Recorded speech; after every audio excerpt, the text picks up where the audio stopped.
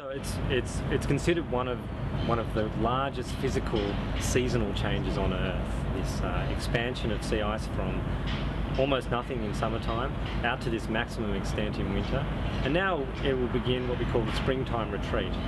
This is an interesting period of time for the ecosystems around Antarctica, where there's algae released from the ice and snow into the water column, and we see these large phytoplankton blooms which kick off, if you like, the springtime ecosystem.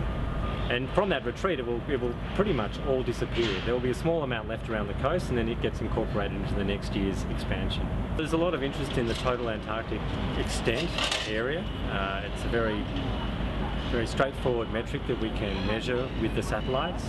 We've measured it for the last 30 years, but it's quite blunt. So it's just telling us the total mean extent of Antarctic sea ice. What it's missing is the fact that regionally around Antarctica there are large positive and negative changes. So there are regions where we're seeing very strong declines, like the Arctic, and they're being counterbalanced by other areas where there are very strong increases. When you put those together, you get this sort of mild net increase that we've seen over the last few years. The satellites are very good at detecting the presence of sea ice.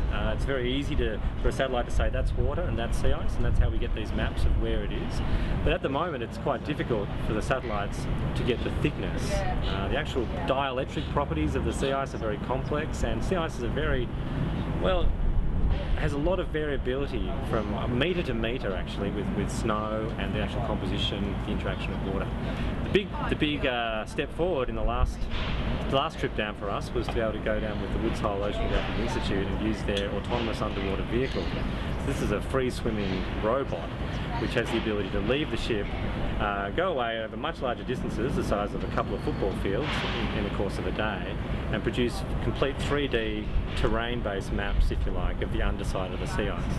The autonomous underwater vehicle is configured so that the multi-beam sonar is facing upwards, and with a simple scan it can produce a full 3D map of a couple of football fields, which compared to previous measurements of simple drill lines is a big leap forward. And what it's showed us is something that we've suspected for a long time, and that is that both the ship-based observations and the manual drill lines tend to be biased towards thinner ice. Quite naturally, the captain on the ship prefers to go through thinner ice, and scientists also will drill as deep as we can, but 5 to 6 metres is generally the biggest drill depths we've ever done manually. And when we got the maps back from this recent voyage, we had lots of sea ice thickness greater than 15 metres, up to 17 metres in some cases. So that's ice that we couldn't possibly measure in any other way. And so what we're seeing is a much more refined, or a step towards a more refined set of observations which will help inform the satellites and also the model results.